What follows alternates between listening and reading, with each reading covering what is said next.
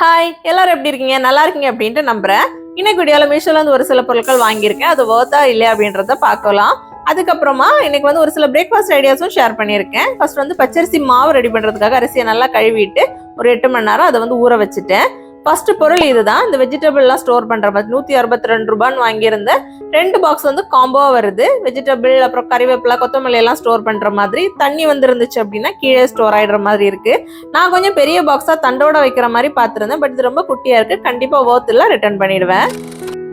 Second பொருள் இதுதான். நிறைய எக்ஸ் வந்து ஸ்டோர் பண்ற மாதிரி, அதாவது 36 எக்ஸ் வந்து சேம் டைம் வந்து ஸ்டோர் பண்ணிக்கலாம். அந்த மாதிரி 3 லேயரா வரக்கூடிய இந்த பாக்ஸ் தான் வாங்கியிருந்தேன். இந்த பாக்ஸோட குவாலிட்டி பாத்தீங்கன்னா ஓகேவா தான் இருக்கு. ஆனா இதோட லாக்கிங் சிஸ்டம் வந்து எனக்கு அவ்வளவா பிடிக்கவே இல்லை. இது 178 ருபீஸ்க்கு கண்டிப்பா வர்த் அப்படின்னு தான் சொல்லுவேன். இந்த எக் வைக்கிறது ஓகே தான். பட் இந்த எக்குக்கும் அதோட டாப் லேயருக்கும் பாத்தீங்கன்னா நல்லாவே கேப் இருக்கு. நம்ம எக் வச்சுட்டு ஒரு ஸ்பேஸ்ல அப்படியே ஜஸ்ட் ஸ்டோர் பண்ணி வைக்கிறோம்னா ஓகே தான். பட் எடுத்துட்டு வரோம் அப்படின்னா இது கண்டிப்பா ஷேக் ஆகிறதுக்கு சான்ஸ் இருக்கு. எக் வந்து உடையறதுக்கும் வாய்ப்பு இருக்கு. இதை வந்து ரிட்டர்ன் பண்ணிடலாம் அப்படின்னு தான் இருக்கேன். குவாலிட்டி வைஸ் ஓகே தான், அதுல எதுவுமே குறை சொல்ல முடியாது. லாக்கிங் சிஸ்டத்தை எனக்கு சாட்டிஸ்ஃபைடா இல்லை. நெக்ஸ்ட் பொருள் பாத்தீங்கன்னா ரொம்பவே சாட்டிஸ்ஃபைடான ஒரு பையிங்கா இருந்துச்சு. இது வந்து என்னன்னு பாத்தீங்கன்னா நம்ம வெஜிடபிள்ஸ்லாம் ஃப்ரிட்ஜ்ல ஸ்டோர் பண்ணக்கூடியது. செட் ஆஃப் 6 பேக் 139 ருபீஸ் அப்படின்னு கொடுத்துருக்காங்க. சிப் குவாலிட்டி வந்து சொல்லவே முடியாது, சூப்பர்பா இருக்கு. அது மாதிரி இது வந்து ஃபேப்ரிக்கோட சென்டர்ல வந்து நெட்டடா கொடுத்துருக்காங்க. நெட் கொடுத்துருக்கிறதுனால நம்ம ஈஸியா உள்ள என்ன வெஜ் இருக்கு அப்படின்றத வந்து பாத்துக்க முடியும். என்னோடது குட்டி ஃப்ரிட்ஜ் தான், 180 லிட்டர்ஸோட. ஸோ உள்ள நிறைய பாக்ஸ் டம்ப் பண்ண முடியாது. பட் இந்த ஃபேப்ரிக் நான் பாலித்தீன் கவர்ல போட்டுட்டு இருந்தேன்னா இனிமே இந்த ஃபேப்ரிக் வந்து கண்டிப்பா யூஸ்ஃபுல்லா இருக்க போது வர்த்தான ப்ராடக்ட் தான். நெக்ஸ்ட் வந்து பாத்தீங்கன்னா ஒரு மினி மான்ஸ்டரா பிளான் வாங்கியிருந்தேன். ஆர்டிஃபிஷியல் பிளான் தான். நான் வந்து ஹாலில் ஒரு ஸ்பேஸ்ல வந்து ஒரு அழகான ஸ்னேக் பிளான்ட் வந்து வச்சிருந்தேன். உள்ள லைட் அவ்வளோ வராததுனால அது வந்து ஃபுல்லா காஞ்சு போயிடுச்சு. ஸோ எடுத்து போட்டுட்டேன். அந்த பிளேஸ் காலியா இருந்ததுனால அதுல வைக்கலாம்னு சொல்லிட்டு வாங்கியிருந்தேன்.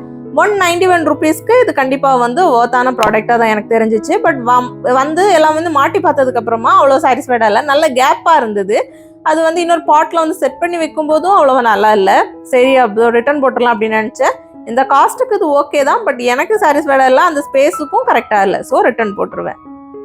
நெக்ஸ்ட் ப்ராடக்ட் பாத்தீங்கன்னா இந்த மேக்னெட்டிக் மீல் பிளானர் தான் வாங்கியிருந்தேன். இது ரொம்ப நாளா விஷ் லிஸ்ட்ல வச்சுட்டே இருந்தேன், வாங்கணுமா வேணாமான்ட்டு. மீல் பிளானிங் எல்லாம் பண்ணணும்னு ஆசை தான், அதெல்லாம் கரெக்டா பண்ணணுமே அப்படின்னு சொல்லிட்டு யோசிச்சுட்டு இருந்தேன். சரி இதை வாங்கி நம்ம ஃப்ரிட்ஜ்ல ஒட்டிட்டா நமக்கு ஒரு எனர்ஜி வரும்ல அப்படின்னு சொல்லிட்டு வாங்கியிருந்தேன் ஆஃபர் வரும்போது. இது நான் வந்து 209 ருபீஸ் அப்படின்னு சொல்லிட்டு வாங்கியிருந்தேன். கண்டிப்பா இது வந்து ஒரு வர்த் பை அப்படின்னு தான் சொல்லுவேன். அதுக்கப்புறமா நான் கொஞ்சம் பிளான்ல ஆல்ரெடி பண்ணி வச்சிருந்தேன். இது கூடவே இந்த மார்க்கரும் இந்த ஸ்பாஞ்சும் வருது நம்ம எழுதினது வந்து அழிக்கிறதுக்காக. நான் ஆல்ரெடி கொஞ்சம் பிளான் பண்ணி வச்சிருந்ததுனால அது எல்லாத்தையுமே அதுல வந்து எழுதிட்டேன். எழுதிட்டு பார்க்கும்போது ரொம்பவே சாட்டிஸ்ஃபைடா இருந்துச்சு மனசுக்கு. சரி அதை வந்து கண்டிப்பா 100% என்னால ஃபாலோ பண்ண முடியுமா அப்படின்றது தெரியல. சரி ஒரு 80% வரைக்கும் நம்ம ஃபாலோ பண்ணலாம் அப்படின்ற ஒரு ஆரம்பத்துல அந்த ஒரு எனர்ஜியில தான் எழுதியிருந்தேன். ஆனா என்னால முடிஞ்ச வரைக்கும் நான் மேக்சிமம் ஒரு 85% வரைக்கும் எல்லாமே அதுல இருக்கிறத வந்து கரெக்டா ஃபாலோ பண்ணேன். இப்பதானே ஆரம்பிச்சிருக்கோம், இனி வந்து கரெக்டா வந்து பிளான் பண்ணிக்கலாம். இதுல கிராசரி லிஸ்ட்டும் நம்ம என்னென்ன காலி ஆகுதுன்றதை எழுதி வச்சுக்கிற மாதிரி சைட்ல வந்து அதுக்கு ஸ்பேஸ் கொடுத்துருக்காங்க. கண்டிப்பா வர்த் பை தான். நெக்ஸ்ட் பாத்தீங்கன்னா இந்த ட்ரீம் கேச்சர் வாங்கியிருந்தேன். இது ரொம்ப நாளா வாங்கணும்னு ஆசை. சரி இந்த ப்ளூ கலர்ல கிடைக்கவே சரி நம்ம தீமுக்கு செட் ஆகுமேன்னு வாங்கினேன். இது கூட ஒரு லைட் வர மாதிரி போட்டிருக்காங்க. 96 ருபீஸ் தான். பட் எனக்கு வந்த போது இந்த ட்ரீம் கேச்சர் மட்டும் தான் வந்துச்சு, அந்த லைட் எதுவுமே வரல. அதனால நான் வந்து இதை ரிட்டர்ன் போட்டுற போறேன். நெக்ஸ்ட் ப்ராடக்ட் பாத்தீங்கன்னா இந்த மேனுவலா நம்ம ஆரஞ்சு ஜூஸ் சாத்துக்குடி ஜூஸ் எல்லாம் பிடிக்கிற மாதிரி இந்த ஸ்டெயின்லெஸ் ஸ்டீல்ல வாங்கியிருந்தேன்.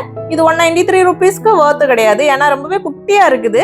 ஒரு பாதி பழம் ஜூஸ் புழிஞ்சிட்டு நம்ம எடுத்து ஊத்துற மாதிரி தான் இருக்கும். நான் கொஞ்சம் பெரிய சைஸா வரும் அப்படின்னு எதிர்பார்த்தேன். அட்லீஸ்ட் ஒரு பழமாவது ஒரு டைம்ல புழிஞ்சு ஊத்தணுமே அப்படின்ட்டு. அதனால இது வந்து நான் ரிட்டர்ன் போட்டுற போறேன். ஆனா குவாலிட்டியில எல்லாம் எந்த காம்ப்ரமைஸுமே எல்லாம் நல்லா இருக்கு. நெக்ஸ்ட் பாத்தீங்கன்னா இந்த பன்னீர் மேக்கர் தான் வாங்கியிருந்தேன். எப்பவுமே கடையில தானே பன்னீர் வாங்குறோம். அந்த நிறைய நியூஸஸ் எல்லாம் பாக்குறோமா, ஃபேக் பன்னீர்லாம் வருது அப்படின்னு சொல்லிட்டு சரி வீட்லயே செய்யலாமே அப்படின்ட்டு போட்டிருந்தேன். குவாலிட்டி வந்து நல்லா இருக்கு. இது 216. ஆனா அவ்வளோ காஸ்ட்டுக்கு இது வந்து வர்த் கிடையாது கண்டிப்பா. அதனால ரிட்டர்ன் போட்டேன். நெக்ஸ்ட் பாத்தீங்கன்னா இந்த புட்டு மேக்கர் தான் வாங்கியிருந்தேன். இது சிரட்டை புட்டு மேக்கர் 150 ருபீஸ்க்கு கண்டிப்பா வர்த் கிடையாது. ரொம்பவே பொடிசா இருக்கு. நான் அட்லீஸ்ட் ஒரு கொட்டாங்குச்சி சைஸ்லயாவது இருக்கும் அப்படின்னு. ஆனா வந்து ரொம்பவே குட்டி கொட்டாங்குச்சி சைஸ்ல தான் இருக்கு. அதனால வந்து நான் ரிட்டர்ன் போட்டுற போறேன். என்கிட்ட ஆல்ரெடி வந்து புட்டு மேக்கர் இருக்கு பெருசு. பட் இது வந்து இந்த குட்டி குட்டியா செய்யலாம்ல, இவ்வளோ தான் சாப்பிடுவாங்க. அந்த கார்போஹைட்ரேட் கம்மியா எடுக்கிற டைம்ல யூஸ்ஃபுல்லா இருக்குமே அப்படின்னு நினைச்சேன். பட் இது யூஸ் ஆகுற மாதிரி தெரியல. நான் எல்லாமே மாட்டிட்டு கூட வச்சு பார்த்தேன். அதுக்கப்புறமா உள்ள இருக்கிற ஸ்பேஸை பார்க்கும்போது மனசுக்கு திருப்தியாவே இல்லை. ஸோ ரிட்டர்ன் போட்டுட்டேன். கண்டிப்பா வர்த் இல்லை. நெக்ஸ்ட் ஒன் பார்த்தீங்கன்னா இந்த வாட்டர் கேனல்லாம் வாஷ் பண்ணுற மாதிரி ப்ரஷ் தான் வாங்கியிருந்தேன். அது உள்ளே வந்து நம்ம எந்த ப்ரஷ் போட்டும் வாஷ் பண்ண முடியாது. ஸோ அதே ஷேப்பில் வந்து ஒரு ப்ரஷ் வேணும் அப்படின்ட்டு தேடி பார்த்தும்போது தான் இந்த ப்ரஷ் வந்து கிடச்சிது. கொஞ்சம் அடி வாங்கின மாதிரி இருந்தது. இது 136 rupeesக்கு கண்டிப்பாக ஒர்த்து தான். நல்ல ஸ்டெடியான ஸ்டீல் மெட்டீரியல் தான் வருது. நம்ம வந்து அதை மாட்டிக்கிற மாதிரி இருக்கு. நெக்ஸ்ட் ஒன் வந்து இந்த பாத்ரூம் கிளீன் பண்ணுற ப்ரஷ் 141 rupees வாங்கியிருந்தேன். ஒரு சைடு ப்ரஷும் ஒரு சைடு வந்து இந்த வைப்பரும் வருது. கண்டிப்பாக யூஸ்ஃபுல் தான். நெக்ஸ்ட் பார்த்தீங்கன்னா என்னோட டைனிங் டேபிளுக்கு வந்து போடுற மாதிரி ஒரு கவர் தான் வாங்கியிருந்தேன். 180 rupeesக்கு ஒரு ப்ளூ கலரில் வந்து செக்காக வர மாதிரி போட்டிருந்தேன். வந்த கவரே வந்து டிஃப்ரெண்ட் தான், பட் ஓகேவா இருந்தது எனக்கு. சரி போட்டு பார்க்கலாம் அப்படின்ட்டு அது விரிக்கும் போது எனக்கு புரிஞ்சு போச்சு எப்படியும் வந்து இந்த டைனிங் டேபிளுக்கு செட் ஆகாதுன்னு. அதிலே போட்டிருக்காங்க 2 சேர்ஸ் வர்றதுக்கு இல்லை 4 சேர்ஸ் வர்றதுக்கு யூஸ் ஆகும்னு. எங்களோடது 6 சேர்ஸ். ஆனாலும் வந்து சைஸ் கொஞ்சம் ரவுண்டாக தானே இருக்குது அப்படின்னு எல்லாத்தையும் எடுத்துட்டு க்ளீன் பண்ணிட்டு போட்டு பார்த்தா என்னங்கடா இது அப்படின்ட்டு இருந்துச்சு. அதனால வந்து இதை பேக் பண்ணிட்டேன். வந்ததே ராங் ப்ராடக்ட் தான். காஸ்ட் வந்து 180 rupeesக்கெல்லாம் இது ஒர்த் அப்படின்னு தெரியல. நம்ம ஷாப்ல இன்னும் வந்து கம்மியாக வாங்கலாம். சரி இதோட சைஸ் எல்லாம் நான் எடுத்துட்டு போயிட்டு வாங்கலாம் அப்படின்ட்டு பிளான் பண்ணியிருந்தேன். இது வந்து நான் ஆன்லைன்ல வாங்கல. இந்த ஃப்ரூட் பேஸ்கெட் வந்து நாங்க இதுக்கு முன்னாடி ஊர்ல இருந்து வாங்கிட்டு வந்திருந்தோம். இது ரொம்பவே அழகா இருக்கும். வேணா டெக்கார் பீஸா இந்த மாதிரி பிளேட் மாதிரி யூஸ் பண்ணிக்கலாம். நம்ம வந்து டேபிள்ல பிளேஸ் பண்ணிட்டோம்னா அது வந்து ஒரு ஃப்ரூட் பேஸ்கெட்டா இருக்கும். கவர் போடுறதுக்காக எல்லாத்தையும் எடுத்ததுனால நான் மொத்தமா அந்த இடத்த ஃபுல்லாமே கிளீன் பண்ணிட்டேன். டஸ்டிங்கும் பண்ணி எல்லாத்தையுமே வந்து தொடச்சு விட்டுட்டேன். பார்க்கறதுக்கே ரொம்ப நல்லா இருந்தது. இந்த குட்டி பாட்டில் வந்து சேட்டனுக்கு ஒரு ஃபங்க்ஷன்ல ரிட்டர்ன் கிஃப்டா கிடைச்சது. அதை நான் வந்து ஆட்டையை போட்டுட்டேன். ஆஃபீஸ்க்கெல்லாம் போகும்போது இல்லை வெளியே போகும்போது நம்ம வந்து அழகாக ஜூஸ் ஏதாச்சும் எடுத்துட்டு போகலாம் அப்படின்ட்டு. இந்த ஒர்க்லாம் பார்த்த டைம்ல வயிறு பசிச்சிடுச்சு. நான் எனக்கு முட்டை பிரியாணி தான் செஞ்சிருந்தேன். சரின்ட்டு ஃபுல்லாக வந்து சாப்பிட்டாச்சு. நெக்ஸ்ட் வந்து என்ன வாங்கியிருந்தேன்னா ஒரு சாப்பிங் போர்டு வாங்கியிருந்தேன். ஆனால் பார்த்தா இது சாப்பிங் போர்டு இந்த உலகத்தில் யாருமே சொல்ல மாட்டாங்க. இந்த மீஷோ ஏன் தான் இப்படி ஏமாத்துறாங்க அப்படின்னு தெரியல. இந்த சைஸை பாருங்க. இது வந்து மஞ்சள் எல்லாம் உரசுற அந்த குச்சி மாதிரி இருக்கு. 9 inches போட்டிருக்காங்க, பட் 7 inches தான் இருக்கு. ரொம்பவே பொடிசா இருந்தது. இதோட காஸ்ட்டுமே கொஞ்சம் ஜாஸ்தி தான். 260 or 280 rupees கொடுத்துருப்பேன் அப்படின்னு நினைக்கிறேன். நான் எவ்வளோன்றதை ஸ்க்ரீனில் போடுறேன் பாருங்களேன். இது சடோட கை அளவுக்கு தான் இருந்துச்சு. 280 rupeesக்கு கண்டிப்பாக ஒர்த் இல்லை. இது நான் ஆல்ரெடி யூஸ் பண்ணுற ஷாப்பிங் போர்டு அதுவே குட்டி தான். இது அதுலேயே 1/4 பங்கு தான் இருக்குது. சென்டரில் வச்சா இத்தனோண்டுக்கு இருக்குது. அதனால ரிட்டர்ன் போட்டுட்டேன். கண்டிப்பாக ஒர்த் இல்லை. நெக்ஸ்ட் வந்து பார்த்தீங்கன்னா நான் அரிசி எல்லாத்தையும் நல்லா வாஷ் பண்ணிட்டு அதை வந்து இந்த மாதிரி தண்ணி வடிகிறதுக்காக வச்சுட்டேன். ஸோ காலையில் புட்டு செய்வேன்னா அதுக்கு வந்து பயிறு கறி செய்யறதுக்காக நான் பச்சை பயிரையும் நல்லா கழுவிட்டு அதை வந்து ஊற வச்சுட்டேன். அரிசியில் வந்து தண்ணியெல்லாம் வடிச்சதுக்கு அப்புறமா நம்ம அதை பவுடர் பண்ணிக்கலாம். அதுக்கப்புறமா சேமியா இருந்துச்சு. சரி அதையும் வந்து வறுத்து வச்சிடலாம் அப்படின்ட்டு எடுத்துட்டேன். இதை வந்து வறுத்து வச்சுட்டோம்னா நம்ம பாயசம் பண்ணுறதுக்கு இல்லை உப்புமா பண்ணுறதுக்கு எல்லாத்துக்குமே வந்து யூஸ் பண்ணிக்கலாம். பிரேக்ஃபாஸ்ட்டு டின்னருக்கும் வந்து நம்ம இதில் யூஸ் பண்ணிக்கலாம். இது யூஸ் பண்ணி செய்கிற ரெசிபிஸ் ஏதாச்சும் உங்களுக்கு தேவைப்படுச்சு அப்படின்னா கண்டிப்பாக காமெண்ட் பண்ணுங்கள். நான் நெக்ஸ்ட் வீடியோவில் வந்து அது எல்லாமே பிரேக்ஃபாஸ்ட் ஐடியாஸ் டின்னர் ஐடியாஸை வந்து கவர் பண்ணுறேன். நெக்ஸ்ட் பார்த்தீங்கன்னா நான் வறுத்து வைக்கும்போது அரிசியில் இருக்க தண்ணியெல்லாம் வடிஞ்சிருச்சு. பார்த்தாலே தெரியும். இப்போ வந்து ஜாருக்கு கொஞ்சம் கொஞ்சமாக வந்து ட்ரான்ஸ்ஃபர் பண்ணிட்டு இது வந்து பொடிக்கிற ஜார் தான். ஸோ அதனால வந்து கொஞ்சம் கொஞ்சமாக ட்ரான்ஸ்ஃபர் பண்ணிட்டு நல்லா வந்து பவுடர் பண்ணிக்க போகிறேன்.